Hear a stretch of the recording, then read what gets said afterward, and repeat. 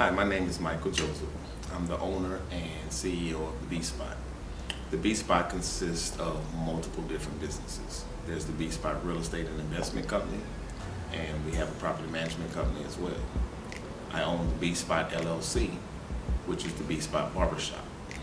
And we also have another extension of the B Spot, which is the Barber and Beauty Supply Store. Why should business owners be involved in the community?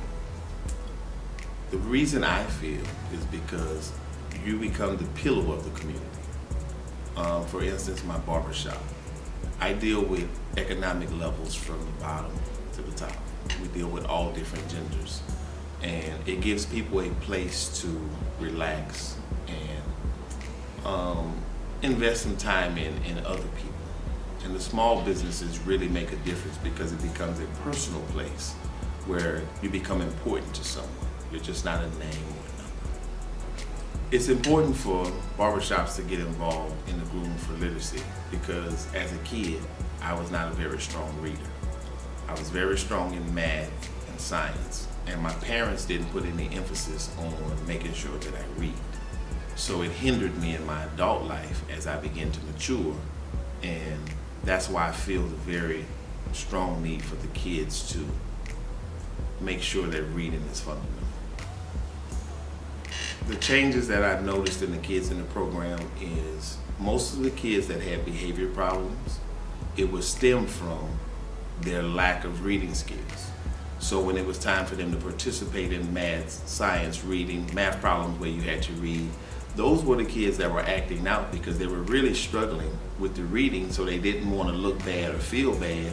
So in return, they became problem children to avoid the issues of having to deal with their lack of reading skills.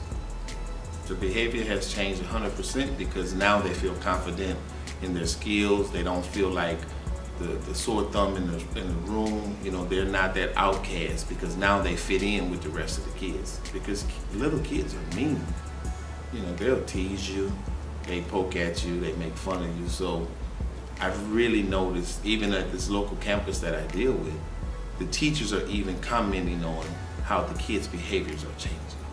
And they're becoming more pleasant to deal with, and their attitudes are changing. And it's because they're really learning and they're beginning to blossom. Most business owners, when it comes to barber and beauty salons, don't realize the power they have in the community. Because we are allowed into people's personal space, is what I call it, the breath space. And the breath space is this perimeter right around here. You don't let anyone else in this space but your barber or your beautician.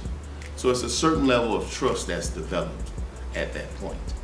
But we control the televisions in the salons and in the barbershops. So when people come for service, what's important to us become important to the community. And if we really tap into it, whatever becomes important to us, from MTV to rap to whatever we're involved in, we control the kids in the community. Because the barbers are father figures to some. Because you have a lot of single parent moms that don't have a man in their life, or whatever reason the relationship didn't work.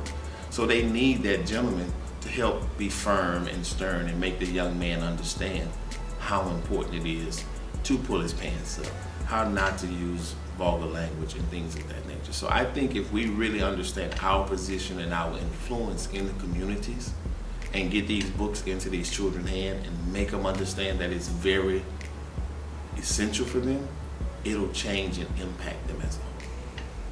But the library is very, very important because that's a place of resource.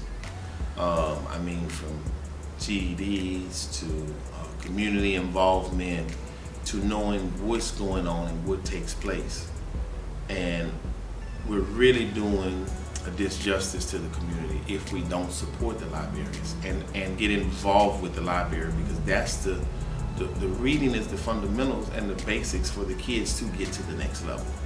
So we got to get back to going into the library, checking out books, making them bring books home, making them do homework assignments outside of what the school system is teaching, because it's not up to the school system to empower our kids. It's up to us. You know, we wake up in the morning, we're so busy trying to have, go, and do, we forget that the quality time with the kids is the most important thing. And that's what you'll find and develop if you spend more time at the library, because it's a quiet, peaceful place that gives you a chance to think and process. And that's what our children are missing. So I would encourage you to spend as much time as possible. 1 day a week, 1 day a month, something to where your child can go get that exposure to the books and to the knowledge, because that's what's going to stretch their minds to the next place and get them out of the games, get them off of the phones, get them back to reading and expanding their minds.